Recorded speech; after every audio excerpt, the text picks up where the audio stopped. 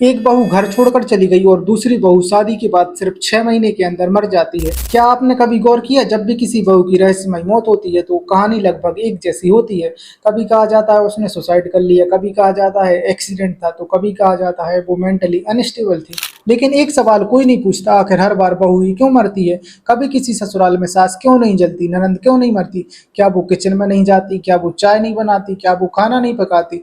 लेकिन हर बार हादसा उसी लड़की के साथ क्यों होता है जो शादी करके उस घर में नई आई होती है? और यही सवाल लोग तोयसा शर्मा केस में पूछ रहे हैं। तोयसा की मौत के बाद उनकी सास तोयसा पर कई प्रकार के एलिगेशन लगाती है। पहले कहती है वो मेंटली डिस्टर्ब थी, फिर कहती है वो ड्रग्स लेती थी, उसके बाद उसके कैरेक्टर पर सवाल उठाए गए। लेकिन जब सेम एलिगेशन उनकी बेटी पर लगाए गए तो उनका जवाब देखिए। के परिवार का ये आरोप है कि वो कह रहे हैं कि समर खुद ड्रग्स लेते थे। He is a pass out of national law school Bangalore, बहुत प्रेस्टिजियस है। लेकिन ये ड्रग्स का लेना या ड्रग्स में था, he was I think a very competent advocate. एक और इंटरेस्टिंग बात, इनकी जो बड़े बेटे हैं उनकी शादी भी सिर्फ 6 साल चलती है। गिरिवाला सिंह ने खुद बताया कि उनके बड़े बेटे का तलाक हो चुका है। क्या बड़ी बहू का भी तलाक हुआ था?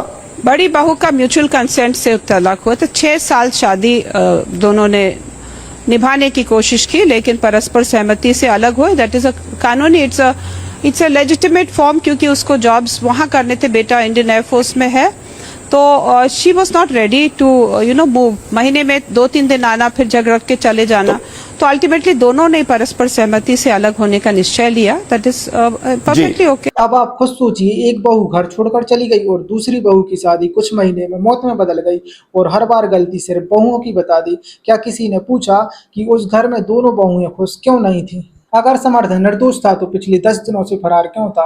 शुक्रवार को समर्थ ने जबलपुर कोर्ट में सरेंडर कर दिया।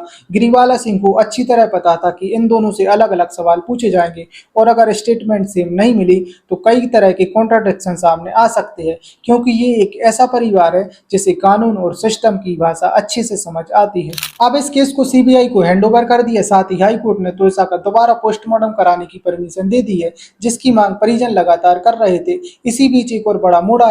गिरिवाला सिंह के वकील ने भी इस केस को छोड़ दिया। अब सोशल मीडिया पर लोग लगातार सवाल कर रहे हैं कि आखिर इस केस में ऐसा क्या है जिसकी वजह से मामला लगातार उलझता जा रहा है।